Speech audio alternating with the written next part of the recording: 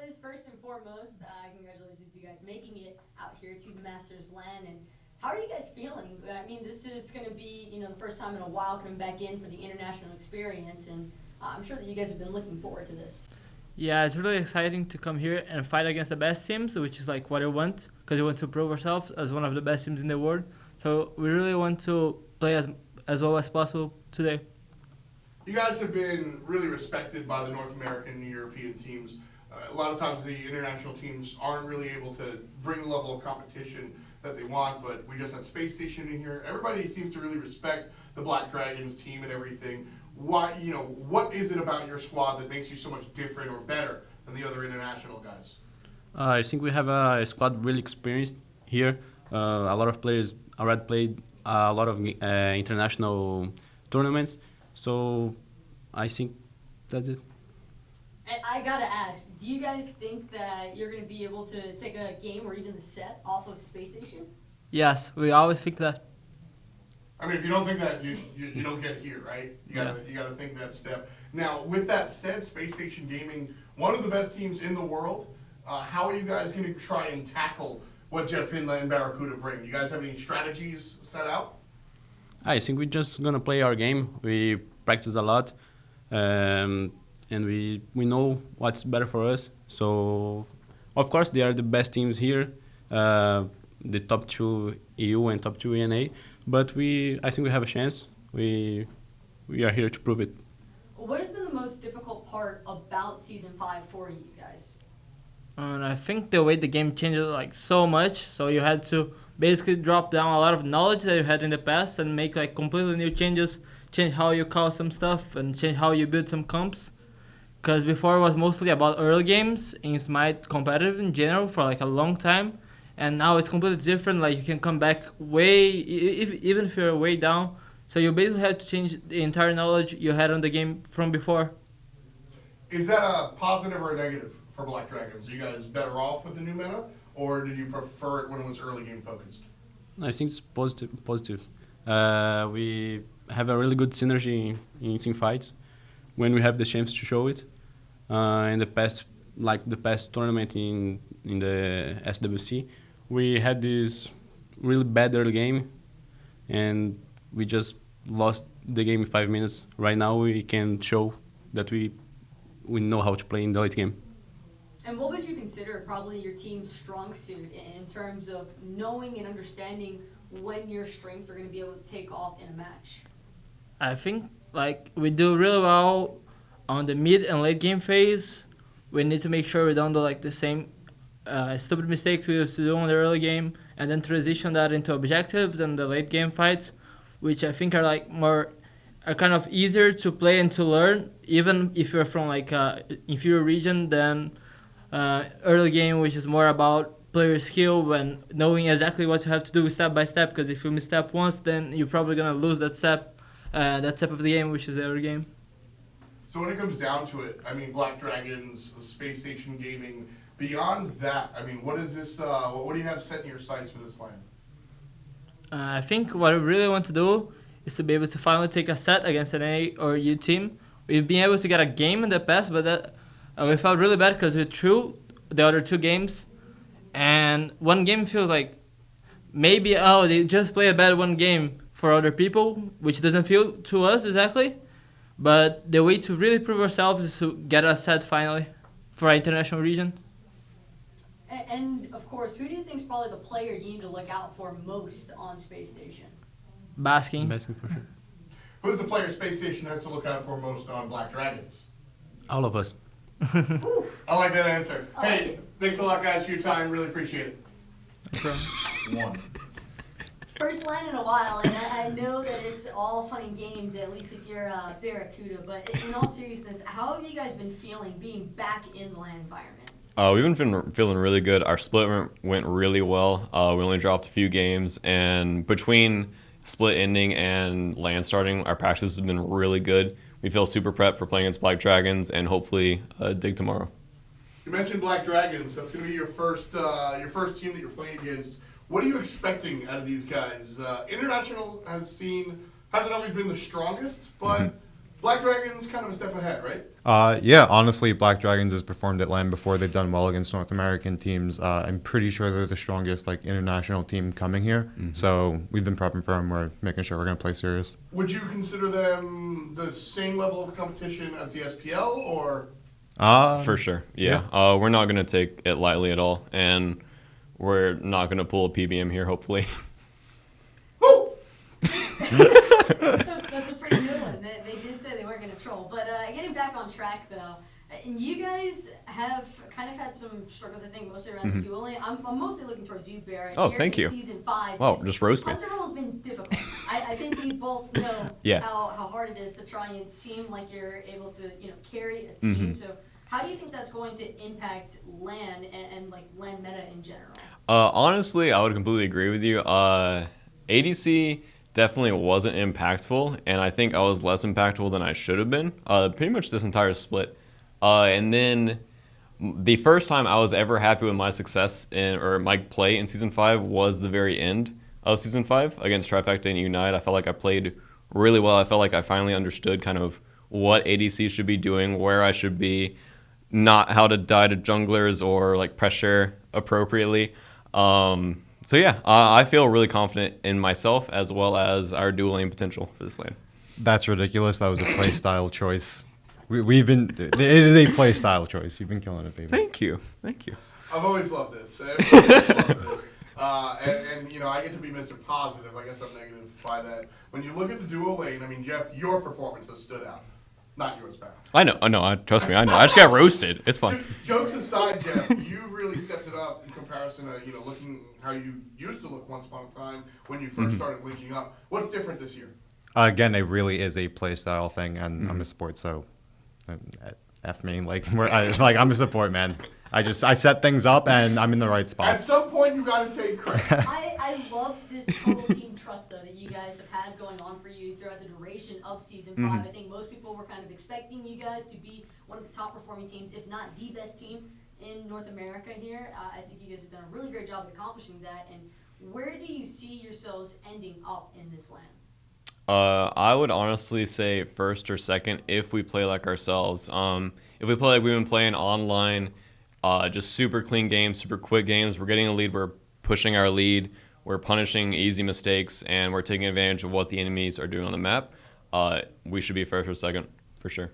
This seems like, from the outside looking in, this seems like the best iteration of this BaRRaCCuDDa JeffHindla team since you guys won the World Championship. Oh, yeah. Agree or disagree? Agreed. Oh, sorry. No, you're good.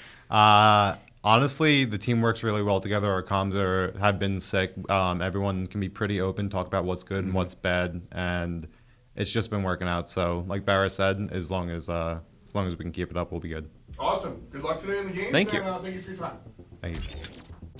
And there we have it, a little interview with two members of each of the teams taking place and going to be fighting off in the fourth matchup of today. Black Dragons up against Spacestation Gaming. Black Dragons, though, let's start there. Or do you want to talk about the hand-holding? No. We should just assume that Barrett and Jeff are just holding hands and everything's good. We don't have to touch on it anymore. Well, here's the Black Dragons for you guys. You've seen a couple of these faces around. Nann in that interview, as he was saying, like they get respect from the international scene because they've been around so long. They've been established and been around the block a little bit more. A lot of these names you've seen before, maybe not so on zGonnZ, but he's the one more additional to this roster. Right, and honestly, they've earned that respect. They have earned it with the way that they've played on this international stage. Just showing up time after time, it's like, yeah, whatever. It's not that big of a deal. Yeah. But coming here and actually performing, they haven't won a set against an NA or EU team, but they always seem to beat their other international competition. And they at least give good games to those NA and EU teams. It's only a matter of time before they end up finding a victory.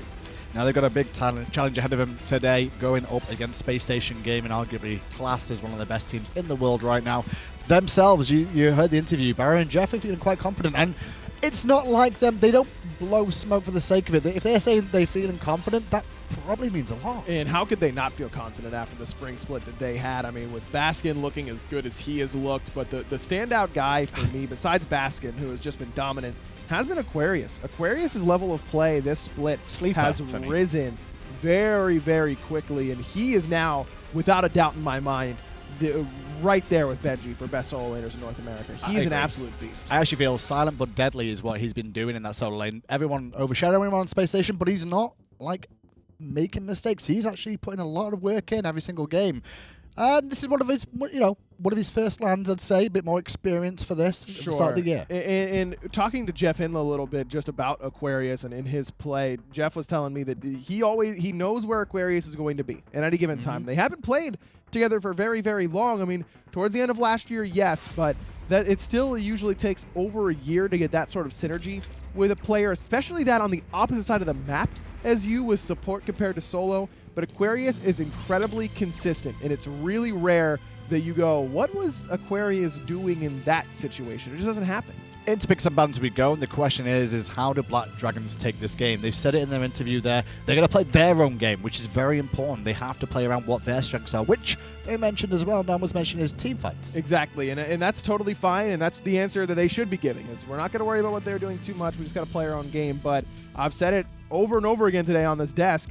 These international teams are coming in expecting that they can play that team fight style of that, Sobek solo and that kind of stuff. And these teams will just not let you do it. I want to see Black Dragons pick Kliz, the Osiris, the pressure gods in that solo lane, and let him have an actual fighting chance against Aquarius and Andy on that side of the map. Well, Spacestation Gaming will be first pick, first ban here, and it'll be Giannis taken away immediately.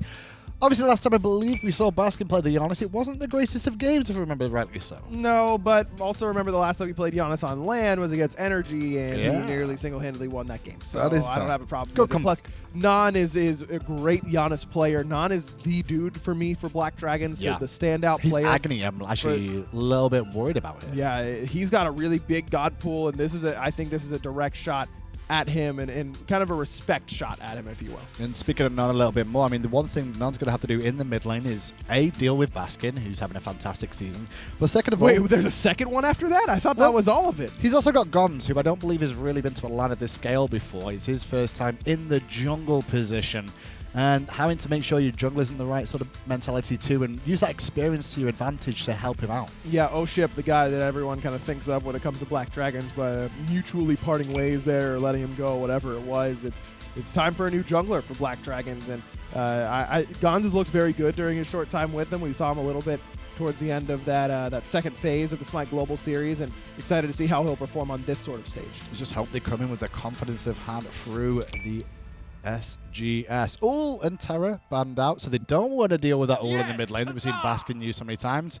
But it does leave Achilles open. Yeah, it's scary because if I'm on Spacestation, I think I'm just giving this right over to Aquarius because of the pressure that it would provide for them in that solo side. We saw what Variety was able to do with it in that last set as well, and I think it just fits what Spacestation likely wants to do, which is play around mid and the right side of the map. It's been a lot of dual lane overall in Season 5, but early on, 3 sets only in the books, but the dual lane is kind of taking a back seat to solo pressure so far. What do you think is going through Kliz's mind now, knowing he may have to lane against Achilles? Man, he's just feeling bad for Baskin and all the Space Station fans out there for what he's got to do to him. He's going to have to... He doesn't have a choice. The Terminator glasses, that would be a really Is that what they are? No, it's not quite what they I are. thought it was that's the 3 blind mice glasses. That's what it went to me. Stevie Wonder glasses. I didn't want to say that one. I was saying 3 blind mice, but yeah. It's the same. If you're going to say that, I can say that. Let's find out, though, if he does give him the Klizness during this game. And this set, it is a best of 3, as you can see at the top of the screen, but both teams going to take quite a bit of bank time, and that's why it's there for, really, just to allow them to discuss their picks a little bit more so, making sure they don't make a mistake by leaving something open by looking for the next 2 picks. Yeah, I mean, Terra banned away is the obvious one that you're always looking at. Serket is still open, but Ra early on, this is a comfort pick for Nann, and as I mentioned, if this is your dude, if this is the guy who has the potential to carry the game for you, why wouldn't you try and prioritize a pick for him? I like this, but I just wonder, now Space Station knows what Baskin's matchup is in the mid lane, and if he wants to play something like an Apollo or whatever it is, they can take 1v1s. Ra is a god that's susceptible to that. I wouldn't be surprised if we see something that allows Baskin to play very aggressively, maybe even an on her or something like that, that can really play those 1v1s really, really well. Hachiman? Hachiman could do, but BaRRaCCuDDa really likes that god, and imagine that he would want to take it, though I wouldn't be awfully surprised if that went to Baskin in the mid lane. Hell, he could even play the Achilles. He's done it before. That is true. We've got to take that into account. Achilles can be played multi-role. Baskin showed it can be done in the mid lane as well. Another one thing from Black Dragons is straight away in a team fight, you've got Taunt into Snipe. Already the combination is coming in together. And Spacestation Gaming will have to play around now. Obviously, the sustain from Ra can help out quite a bit as a Poseidon gets locked in. Interesting. Yeah, Poseidon a little bit surprising here overall. Could that jungle? I thought I was done being on the desk with F. today. I'm sorry, I just had a feeling. I don't know why I don't see Baskin on the Poseidon. That's why. No, Poseidon's been one of Baskin's most played gods in the mid lane overall. Remember when he first transitioned to? Sure, and I mean at the start of the season, 4. sure, Poseidon. But as it's gone on, it's Warriors, it's been Hunters. Maybe they try and mix things up here. Maybe. I'm not just hoping. You know? Yeah, maybe. I don't know. I think this is going to be for Baskin in the mid lane. It gives him opportunities to rotate around the map, where that's what he's looking for with the Hunters and that kind of stuff, is the ability to rotate quickly. Poseidon can do that while still bringing your typical marginal damage and the lockdown in the mid to late game that you really want out of a mid laner like Poseidon. Cerberus locked in for Black Dragons there. Into the counterbound phase we go. Cerberus can once again flex a solo or the support role here. Possibly against the Achilles in the solo lane. Could be. Okay. Could also be Athena solo and Cerberus support. We've seen a little bit of that. Could honestly be Cerberus in either of the two roles and then Athena jungle. I don't think we'll see Cerberus jungle, but if Black Dragons really just want to play exclusively around Nann, Athena could be a jungle selection, but that doesn't put enough pressure on Baskin for my liking. I want something that's going to be diving him consistently. I'm thinking like a Ratatosker or something that is difficult to peel. I do like the rather bad from Spacestation Gaming here. Black Dragons looking like they've got a very tank-heavy composition with a lot of sustain. They're going to try and out-endure that of Spacestation Gaming a little bit more so. So take away another potential frontline tanky target that's going to be hard to bring down. Whereas Space Station, very burst-heavy is what they're looking for here. Gotta say, I'm surprised that Space Station doesn't go for the Odin selection before the second ban phase. That's immediately what Black Dragons decided to ban out, but we've seen Aquarius pick Odin early on in drafts with no anti-heal, necessary, plenty of leaps on the other side. He just likes to play this god. He's very comfortable on it. I'm surprised that as soon as they saw Raw, they didn't just lock it in themselves. And Space Station's kind of on the same idea. That Ratatosker ban is smart, but it does leave open the Nemesis this time around for GonnZ. Well, definitely Nemesis in the jungle then. I don't really see that going to the solo lane. way. Again, the matchups we could potentially see there, especially with Cerberus and Athena. No, Kiki didn't make it here. It's not going so. Space Station, the last two picks. They need at least a Hunter. Oh, sorry, not a Hunter. A jungler, I would say, unless Poseidon's go with their Achilles. And, of course, a support. Geb, maybe, against the Athena. Pretty classic Geb is here. what I'm looking for. I'm shocked that Black Dragons don't ban away that Geb. But it's going to be Ganesha instead. Another really, really strong pick against Athena because instead of letting her get that taunt off. Hello? Kali, what? A Kali? Why the what? We haven't seen Kali a lot so far, and I'm just kind of surprised because I really feel like Space Station's, in any SPL team, their best opportunity to win these games without a lot of room for error is to just beat you up in the early game and get a lead big enough that they couldn't possibly throw it if they tried. Kali doesn't do that very well. It takes her a long time to get to that point. Is it definitely Kali jungle here as well? I mean, Achilles could jungle. It could be Kali solo, I'm not going right? to say 100%. I could theoretically see a Kali solo Achilles jungle here. Oh, interesting. Maybe. It's incredibly unlikely. You expect to see some interesting picks coming out from the other regions, not necessarily. I know, yeah. Space Station Gaming here. Yeah, a little surprised, but this is kind of like what I was saying with Dignitas, where they're trying to throw their opposition in the next few rounds off their scent on what they prioritize. This is kind of Space Station doing the same. Yeah, yes, definitely sure. Who's your money on for this game? Which team does Baskin play on? Space Station Gaming. Yeah, I've got Space Station Gaming. Well, let's find out. We should be heading over to the castles right now for Game 1 between Space Station and Black Dragons. Winner takes on Dig. Thanks a lot, friends. Tom and Taco here, and we've got the Kali. So Kali's been interesting. I don't think she's been, straight up, I don't think she's been very good in Season 5. But at the end of the day, she goes late game. Might be what they're thinking. She doesn't have an awful starting game, though, and I think that a lot of players kind of get that misleading thought process about her and that she struggles during the early game stages. I'd say more so than anything else, she probably just struggles because of how much control can actually be pretty much dealt against the Kali. She's very easy to try and catch off guard, I guess, and so if you're not the one getting the jump on your opposition, it can be kind of rough. In a world where Hebo jungle works, maybe the Kali jungle works. We'll have to take a look at that one. Space Station Gaming jumping into this one versus Kliz and the Black Dragons. Should be entertaining, and it will be Andy on that jungle Kali. And let us know, folks, out there in Mixer Chat, who you think is going to take home this game, whether it's Spacestation Gaming and Baskin, or it's going to be the Brazilians, Black Dragons. Kali, and I can't believe I'm saying this, but she also feels a little bit like that safety net factor here for Spacestation. And Okay. I say that because if this game does end up going late, because Black Dragons are a team with a little bit more experience that I think could possibly extend a match length, Annie on the Kali, that's exactly what you want to be, and you want to be in that late game position because that's where she really starts to stick out. I really expected to see Kali in that hunter role, believe it or not, a couple of weeks ago. Oh God, no. BaRRa? Well, no. I don't mean for this game specifically. I mean in general. Because if you look at the spring split, 6 weeks of competition and the path of hunters, or the story of hunters, essentially what wound up happening was week 1, hunters either came out or weren't even played. And then people said, all right, they're not so good. And then we saw, well, we're going to play mages instead of hunters because the late game is what matters. And then we saw, well, we'll just play the Artemises. I thought we would see the Kali somewhere in that late game understanding.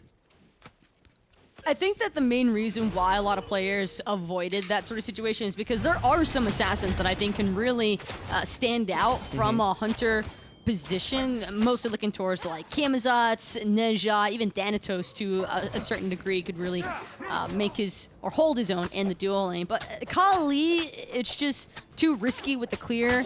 If you throw out the lash, it's kind of complicated because then you still have to move into the wave. Sure. So the enemy team could very easily punish you since you are melee range. And her self-sustain isn't necessarily strong enough either. Either way, that late game's still definitely there. MarcelZ gonna get stunned out. BaRRaCCuDDa with a nice Iajitsu. PIBE charging up the shot. JeffHindla trying to provide a little bit of the travel, but nice shot coming out against MarcelZ, and BaRRaCCuDDa a little bit short of first blood. Baskin dealing with 2 players here. Just gonna drop the pool, more defensive than offensive. Perfect body block there by PIBE as well. If he doesn't eat that auto, the Heavenly Banner for sure probably ends up securing the first blood onto MarcelZ. And, well, that's not going to be the case here for Black Dragons, so they'll live to see another day in the duo lane. But Ram just showing some of those early game struggles that you're kind of expecting to see. Yeah, I mean, Ram's certainly not going to bring out any of the pain early, but late game, like we were talking with respect to the Kali, I mean, MarcelZ, honestly, double taunt from PA. One of the better Ram players around. I think one of my favorite moments actually was watching him and XTT fight with their Rams in DreamHack. That was Sweden actually.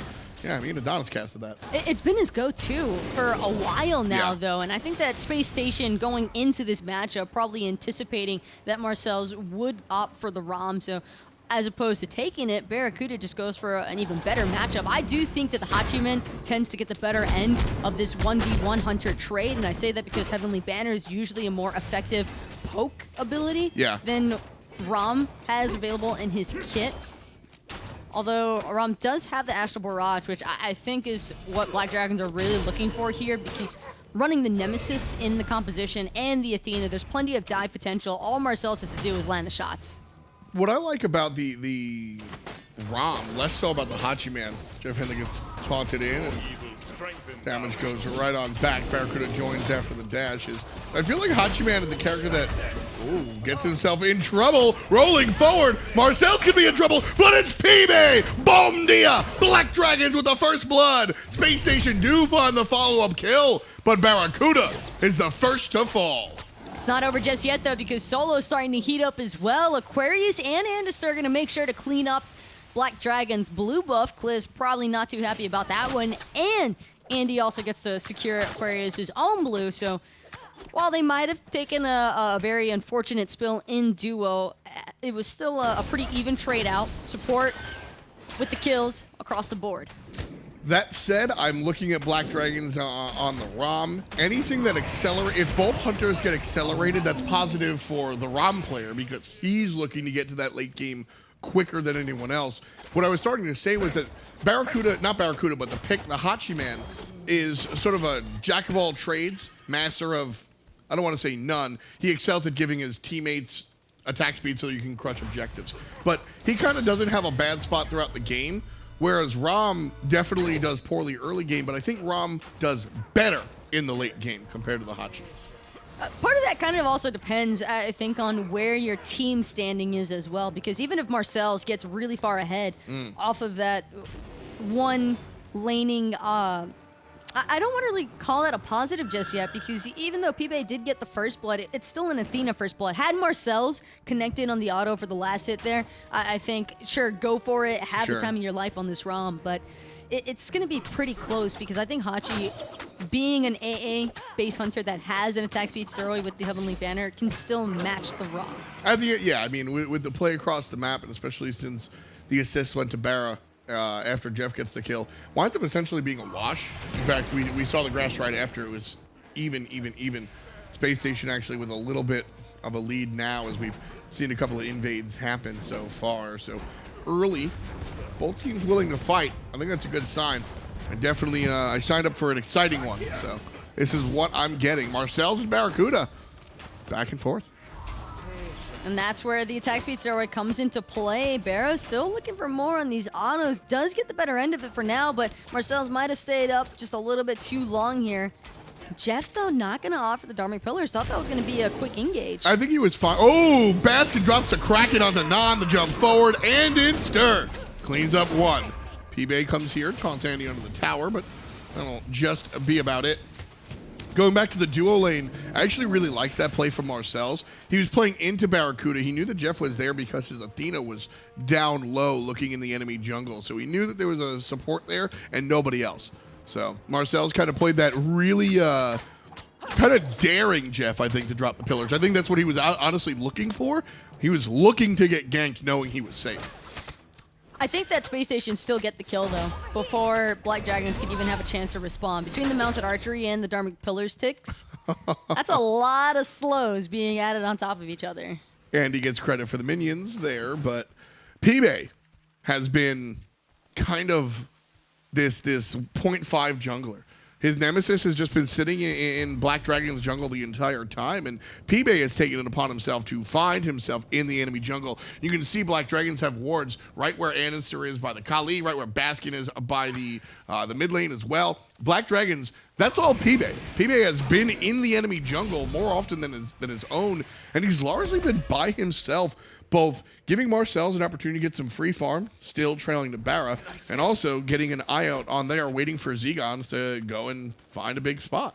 I also just really like this Space Station draft because it limits probably one of the best features that Black Dragons had to their composition, and that's the Nemesis. Poseidon, Whirlpool, Cripple, always going to be exactly what you're looking for against a Nem. Speaking of which, Aquarius looking for more even against Kliz. Won't be able to connect on that Fatal Strike, but he had to use it either way so as to not get dragged under tower.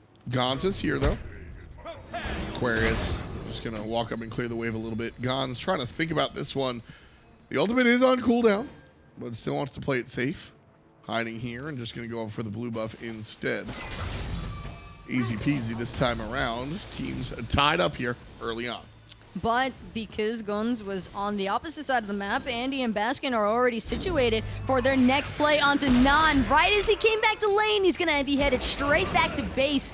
Nice little Kraken Whirlpool combination onto the Raw there. Interesting. I always think it's very interesting watching mages choose to go their stacking item or their boots first. This time we see the boots come out, the movement speed a little bit more important here in the mind of Nann. I almost disagree here. And I'll tell you why, Taco. Because of what just happened. I think all the movement speed in the world, you're getting blinked and stunned. You're not getting chased down by the Kali. You're getting blinked on and stunned. Would you have rather seen the stacks come out first to give them the health, or do you think the boots is the better move? I don't think it matters either way if you're Nann. I think that you just have to not be there for Andy to jump on, but it's so hard to predict because these teams, they realistically are not as experienced as an opponent like Space Station, and that's just the play that Space Station makes because they know they can get away with it. Andy, I don't think, is really going to try to look for that same sort of aggression against a more experienced team like Dignitas, for example. So what's the play there? How does Black Dragons make that not happen? Because I don't think there's any... Nann did not misplay. He got stunned and Kraken. There's nothing else to happen there. That's more on Baskin just being Baskin and landing the perfect Whirlpool over everything else. Aquarius, 3-man gank here on the right-hand side. Taunt Aquarius going to find the ultimate, but no execute just yet. PIBE misses his dash. Kliz breathing out just a little bit. And here comes the rest of Space Station. What should have been a kill winds up the other direction. Kill number 4 as Baskin takes down PIBE. And the support will sit down for the first time this game. The cavalry has arrived. That's all Aquarius has to do every single time is survive. And Black Dragons, they really can't afford to not execute their composition to a T, especially in those sort of situations. It's so unforgiving at this level of play. Yeah, it's not an opportunity or not a spot you want to be in, excuse me. So either way, Baskin leading the charge, 2 kills, 0 deaths. 1 assist. Can we see player damage, please, real quick? All right, there it is. I'm very happy not to see Baskin on top there. But I think the solo lane is a very interesting story here. Double damage for Aquarius over Kliz. Now, it's one thing to have a little bit extra here, but double damage when you're 0-0-0 across the board, that's interesting. Where's that extra 3 grand coming from? Just Warrior's Blessing with the poke. He's also got a runic shield, so he's focused pretty much entirely around keeping Kliz from having some of that early game pressure and potential. We see so often Guardians being tossed into the solo lane because it's a reliable place to farm, but when you build an item like the runic shield, not only is it benefiting a hyper-aggressive god like Achilles, but on top of that, you're stripping away the little bit of early game power that Guardians can have. Yeah, I mean, you really just have that base power on the character, so you got to make use of what you can. 4-1, 11 minutes in. Black Dragons trailing by 2,000. And everybody from Space Station more than happy to farm. BaRRaCCuDDa, though, going to have to press go. Instead, going to use that IE Jitsu to put some space between himself and PIBE. Look at that. 1 taunt cuts him down halfway. Ouch. No ultimates used either. The bonus damage starts to add up eventually from the astral arrows. Oh, there's the blink one more time. Whirlpool a little bit late. Nope, Gon used the beads, but it just allows him to walk closer to his death. Now it's a 4-on-2. PIBE and MarcelZ trying to dance, but they're getting surrounded. Whirlpool gonna be good. The slow from BaRRa even better. Baskin gets the double kill before Ram can take to the sky. And they'll let PIBE walk away. Easy peasy for Space Station so far. 2 players sitting out, 1 back at base. You might think it's time for Gold Fury, but Space Station have other things on their mind. The red buff invade clean and clear, and now it's time to look for the oracles. Space Station are just depriving Black Dragons of any and every little bit of farm that Black Dragons might have normally been looking for. I mean, Aquarius even going towards the Harpies on the opposite side of the map. There's really not a whole lot of options if you're Black Dragons in terms of gathering experience, and even if they wanted to, I don't think that they could properly defend Space Station from a Gold Fury right now. Right, and I really like what Space Station is doing here. You and I were talking to Jeff and BaRRa in that interview, and we asked them. I tried to goad them into saying, look, we're better than these international teams, whatever, it's going to happen. And they were real political about it. And they said, look, we respect this squad. We're going to play against this team like any other team. You want to know what, Taco? I don't buy that a lot of the time.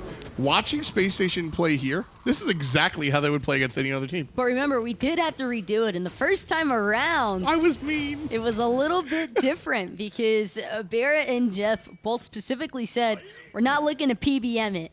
We all saw what happened with E United and Nocturne's game 1. I still firmly believe that with a little bit more experience and proper capitalization, Nocturnes take game 1 from E United. That's not even an experience thing. It's that they made a choice, and had they made a different choice, which I think they're smart and experienced enough to like make that other choice as well. If you ult right down the middle, I think we see a kill or a win there for Nocturnes. That was so close. What a game. Definitely one you want to rewatch if you missed it earlier on. Andinster, though, gonna watch this one from the front side. Double stun. zGonnZ is gone. PIBE up next. There's another kill for Baskin. 5-0-2 for Wooney. Space Station just completely threw Nann for a loop there. He was fully expecting to be the target. Yeah. And instead, Space Station just turned right around. They're like, Nemesis, Athena, gone. And I love that plan from Space Station as well because, I mean, you are comfortable when your opponent is uncomfortable, and Nann's sitting there like, well, all right, I've been farmed here. I'm going to die again. And then he puts his head down, turns around, and is just like, all right, look, everybody around me is going to be able to handle this one. Nann lives. His jungler does not so much. Brief pause in the action. JeffHindla taking a moment to fix some things. I'll get some details for you in just a moment. But here, this is Black Dragons. Nann right there in the middle, rocking the jacket. Kliz here close to us with the glasses. These guys have been to a number of lands, Taco, and frankly, it's good to see them. It is, but they're probably not feeling too good right now, and for good reason, if we're being honest. Spacestation has come out with some fire in Game 1 already. PIBE seemed as though he wanted to brawl back for a little bit there, and I thought that it was going to be kind of promising. I just wish that Black Dragons would have emphasized ganking the dual lane a little bit more often. After they see that they were able to trade out pretty evenly there, I think just throwing guns towards the dual lane, just telling him, gank this lane off cooldown, pay no mind to anywhere else, would have probably prevented Baskin from gathering the lead that he did. I wouldn't disagree there. Thumbs up from Rude, the admin, and Black Dragon's room might be a sign that we're heading back into game soon. Brief tech issue. JeffHindla restarting his client. And, well, we're already back here. And Gold Fury is already down here. One of the things, I almost wish we could, like, go back to that shot, but we do have Baskin here. Is one of the things I notice, I always like looking at teams during the pause, because you're in the middle of the mindset, right? You're, like, in the middle trying to get things going and figure things out. When it comes down to Baskin, when it comes to other players, sometimes you see them like locked in, game face, don't talk to me, blah, blah, blah. Baskin is sitting there bouncing up and down, talking to his friends. He's just happily, doing the thing, 5-0-2. I'm actually glad that you brought up Baskin, because there's something I've been wanting to bring up for a little bit here ever since he built it. Okay. Doomorb. Do more with Doomorb. It's not the same item that it used to be. He is. This is a very finicky item. I believe we don't get to see it built too often on mages. So many of them just valuing having the help from the Warlock staff instead. But I love this from Baskin, because this to me screams aggression. It lets me know that all Spacestation are trying to do is prioritize getting Baskin fed as quickly as possible. And what better way to do that than with a Doomorb, especially on a guy like Poseidon that can truly benefit off of that boosted movement speed. Doomorb I've always had sort of an issue with, because there are so many options for the mage to start off with 100 power plus if you go to things like Thought. And Doomorb gives you 85 power asterisk, right? 70 power, 85 once you get it stacked up. It doesn't stay stacked for a long time. But on the Poseidon, I have seen this used really efficiently, because it also boosts the movement speed. And Poseidon's a speedy guy. And so Baskin has he's got all the movement speed in the world. The power is a little bit lacking. But if you're going to put yourself in a position where you're going to be level 16, and everybody else across the way is level 13, then you don't need 100 plus power. You can deal with 85 power. Also very interesting, he went Doomorb, boots, immediately into penetration. This is Baskin saying, I'm going to hit you for true damage, and that's all that matters, because I'm so far ahead. This build is only here and only successful because he's ahead. Definitely one of those win more sort of builds whenever you're investing towards that Doomorb. And also, I think that you hit the nail right on the head. When you're level 16 and everyone else in the game is 13, it doesn't matter whether you have those huge power spike items, because you're going to be hitting like you have those items anyway. They're more just with less. Too far behind. We already saw how quickly that Gold Fury just got erased, and you can kind of envision the same thing would be happening towards Black Dragons. Here, I think that this is Black Dragons trying to stem the bleeding. They've stopped looking to push up past the halfway mark in most of the lanes and have just resorted to playing underneath their towers. Dual lane T1 probably won't stand for much longer, but hold that thought, because right as I said that they wouldn't, here we see PIBE and the gang still looking for more inside of Spacestation's jungle. Yep. Not really ready to give it up just yet. Only down about 6,000. And this is something they said earlier. JeffHindla going to wrap around the backside. Could be trouble for Black Dragon's dual lane. There's the aggression, but not too much of it. Black Dragons had mentioned as BaRRa gets taunted and Nann gets destroyed. Here comes BaRRa with the ultimate. MarcelZ takes to the sky. One shot, two shot.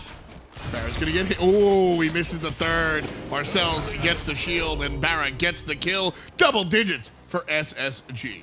And PIBE going to be forced to ult away now. Didn't get a chance to drop that Defender of Olympus onto MarcelZ, and that's part of the reason too. Well, I take that back because MarcelZ is dead there no matter what. But having some damage mitigation would have been nice. Shoutouts to the Observer.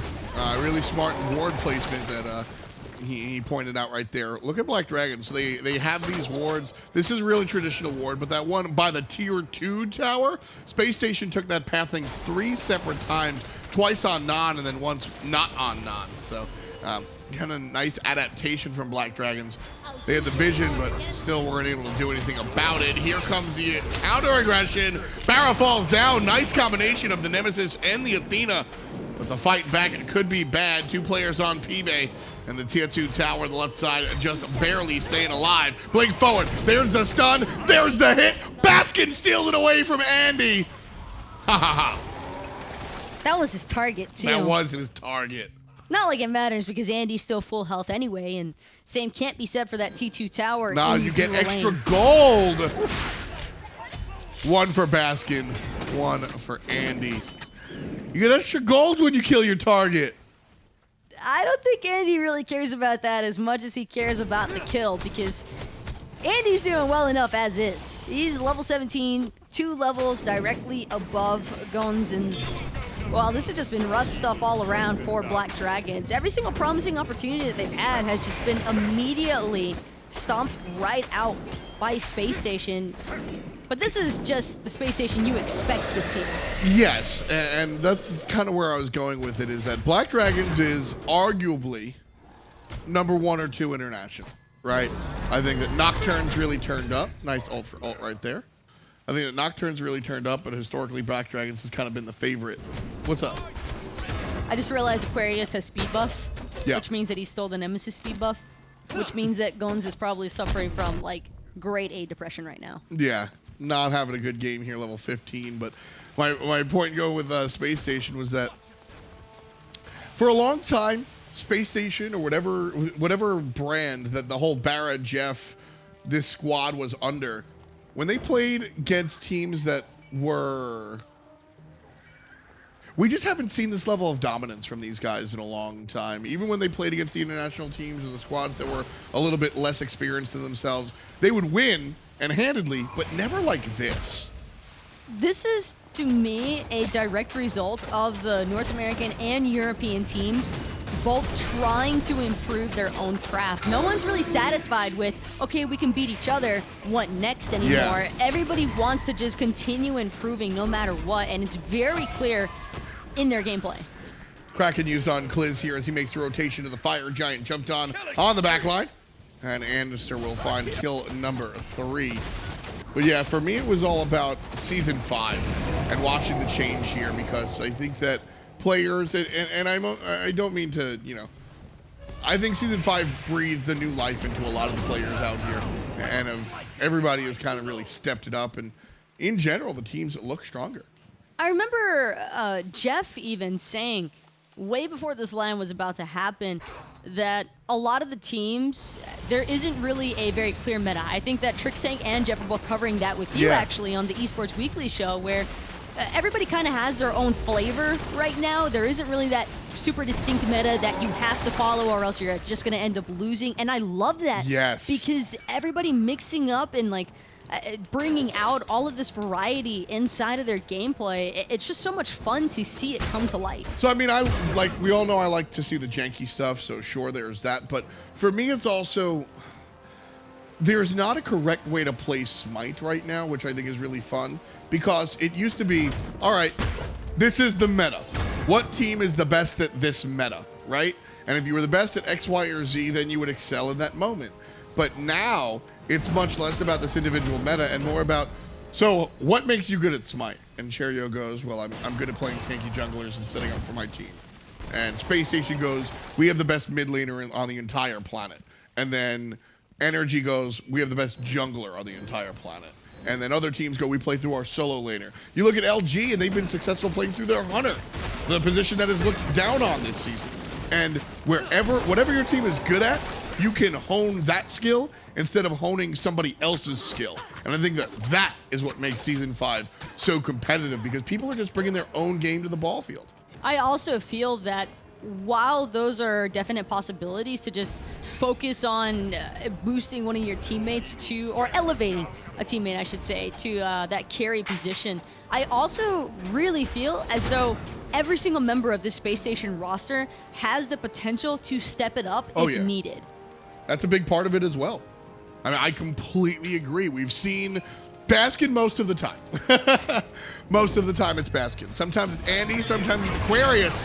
Right now it's Andy starting the party, blinking back on Kliz, who does fine too with the ultimate, but Aquarius gets Kliz before the impact is felt. Right side, Phoenix is going to go down to the hand of BaRRaCCuDDa. And the play... Everybody's still pushing forward. Aquarius and the gang will back up here, though. Headed straight for that mid Phoenix. This is without Fire Giant. Or, excuse me, this is with Fire Giant. I'm trolling. Just like PBM earlier today. This one is definitely flashed by. Yeah, there we see the Fire Giant. Thank you, Observer. Shoutouts to, I'm not sure if it's Peckies or Doug. Both of them put in a lot of time. But right now, it's PIBE getting jumped on. MarcelZ answers back, taking care of andinster. So it's a 3 versus 4. Black Dragons here trying to play defense against Space Station Gaming. And it looks like the middle lane will be defended. Andy didn't even get the chance to press 4. As much as he would have loved to. Sometimes the crowd control is a little bit too strong, and that right there, perfect example of Black Dragons certainly not completely out of this quite yet. They do still have a fairly reliable late game composition. The trick is making it there. That's just a given. Approaching the 25-minute mark now, and well, Space Station are leading by 20,000 gold. Woof. And that hurts. Yeah, I mean, that's certainly not a small amount of gold whatsoever. Space Station at 25 minutes trying to do something about this one. But I mean, at the end of it, they just have to make sure that Black Dragons doesn't continue what they're doing. Because 1 defense, totally fine.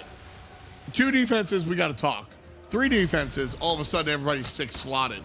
Black Dragons need about 10 minutes right now before the game is all but even. And Fire Giant's due to respawn in about less than a minute here, which I'm sure that Space Station will fully utilize and pick up before they head back down towards the mid lane for their next Firebird siege. I just also think that Black Dragons here, with PIBE being only level 15, they don't really have the choice of being able to contest the Fire Giant. I actually think they're making the right call by looking to push up the lanes wherever they can to the safest possibility. I don't think they really want to go much further than the midway mark with that, but just making sure that Space Station has to kill an extra couple of seconds could be the difference between a successful Fire Giant siege on their Phoenixes or an unsuccessful one. Definitely the way to go here. Enhanced Fire Giant going down on the hand of Space Station, so they'll have a little bit of extra juice. Black Dragons, their jungler on the left side, trying to get that tier 1 tower. I would like to see the tier 1 tower go down and then get the back. I think zGonnZ can actually do that. Space Station heading up into the middle lane. Right side Phoenix nowhere near respawning. Mid lane is the target. Aquarius just going up and tanking it. Black Dragons respond. Here comes the rest of the squad. Jumping away is going to be andinster. Nann just firing some lasers. There comes Kliz. Big ultimate forces out the elephants as well. JeffHindla's in trouble. There's Baskin though. Kliz is in more trouble. Number 17 for Space Station Gaming. And the mid lane, Baskin with 9. Andy might be the only person I know to jump in with no health just because of that Kali ult, and Nann still trying to make it back into his own fountain, but Aquarius won't give him the option to. Gonna make sure to take him out, purification beads and all. And it's a Titan. Baskin has one thing on his mind, just goes right for it. Hits the steroid, hits the pool. Trying to get MarcelZ in the fountain, not gonna happen. MarcelZ takes care of Aquarius. Half HP on the Titan. Space Station need to hit the objective, and they do. Game 1 goes to SSG. That's all they were waiting for. They messed around for a second, realized, oh wait, we might not be able to end here, guys. We gotta actually close the game out. not wanting to risk it going that late, and that's going to be a clean game 1 overall from Spacestation. Yes, very clean. I like the fact that Black Dragons did put up, that one defense, not a complete stop, but really strong stuff coming out from Spacestation Gaming. No real surprise there. I think this is what a lot of people expected from the North American hopefuls. JeffHindla, BaRRaCCuDDa, Baskin, Andy, bringing it where it counts. And at the end of the day, the Kali was interesting. I don't think it really mattered what Andy had in that game. I think that the Blink Kali with the stun was pretty nice setup for Baskin early on, but I think that there were quite a few junglers that he probably could have accomplished that with. It's just Spacestation bringing out something new. Welcome to Flavor Town. Exactly, sure. I'm not coming with you to Flavor Town, Taco. It's not where we're going. But we are going to the desk. Thanks a lot, Tom and Taco. Yeah, game 1 under the belt for SSG. No real surprise with how the performance went. Black Dragons had windows, but they were kind of closed out very quickly. Exactly. Black Dragons show that they aren't, some horrible team that can't even come close to touching SSG, but they never really had the initiative in their favor. I mean, they get first blood and then immediately die right after that, and then Baskin and Andy just kind of bullying Nann in that mid lane. It's very difficult for Raw to have any real recourse against Blink Kali's stun because he picked up the Aegis at level 1, so he can't beat it, and Poseidon Krakens were well-timed from Baskin. Is that why, though, we start to see some of these European NA teams pulling out unusual picks because people don't play against them that much and they're not expecting it? It's partially that. I really do think it's about psyching out your next round, though. I think a lot of these teams are kind of looking past these initial international rounds and looking towards their big matchups in the quarterfinals and how they're going to throw those opponents kind of off what they're expecting. And honestly, I think it's a great idea. Well, the man with the rubber ducky took MVP of that game. It is Baskin in the mid lane playing the Poseidon. Came into play. The Pool Doodle did some good work that game. No surprise. Baskin has continued to impress, and I do think that this is a pick that teams should have been ready for if they weren't. Baskin's Poseidon, it's kind of one of those picks like, Pretty Prime hasn't played Vulcan in a while, but you have to be prepared for him potentially playing Vulcan whenever you play. Exactly, and Poseidon is kind of the same way for Baskin, I think. Baskin had a very good job there for Spacestation Gaming. It took a little longer than some of the other previous games we've seen so far today, but that was more, I guess, more than anything else, that just shows the caliber of Black Dragons holding in there. They definitely were starting to make a couple plays to get back into it, or not necessarily get back into it, but just hold on a little bit longer and prolong the time. And it's just kind of exposure, right? When you get out, when your whole set is done in 35 minutes, it's very difficult to learn anything from it because you've been just on the back foot for so long. But Black Dragons can learn a little bit of the way that Space Station likes to engage, how they react to engagements, where they like to put their pressure, and that gives them enough information, hopefully in Game 2, that they'll have a better opportunity. Funny as well, because when you actually look at how the games have gone, the length of the games has kind of dictated how well the teams have performed, I'd say, on the international circuit. Mashu Boys expected to be nearer the bottom in terms of competitive play and got rolled over very quickly, and in terms of how long the one game against Nocturne's game is. Yeah, that 50-minute plus game against the United for Nocturnes. You're right. I mean, that's kind of the indicative factor. If these teams aren't going to win, there's got to be something else that you could point to and say, okay, well, they did this well, and they withstood the storm a little bit better. In the early game, we saw the growth from Uyghur and Servo in the second game where they started to look a little bit better against Dignitas. So you're right. I mean, I think that it's not always longer game equals better team right now for these international squads, but so far that has held true. Well, that's Nann from Black Dragons in the mid lane. He had a rough game, that one. Not by choice. I don't think he really made too many mistakes. It was more being picked apart and focused significantly by Baskin and andinster. That's something that I think a lot of international teams learn the hard way when they go up against these NA and EU stars at the SPL, is that sometimes you don't have to make a mistake. They just kill you anyways. And that doesn't always happen at the international level. If you play perfectly, chances are you'll end up being in a really good spot to win the game. And there are times where you do everything in your power potentially, but it still won't be enough because the enemy team is just so stacked with talent that they're able to force the plays to go their way regardless. Yeah, not much in terms of player damage there for Nann, but at the same time, he did also do quite a bit of healing in that game, I would say. One thing to know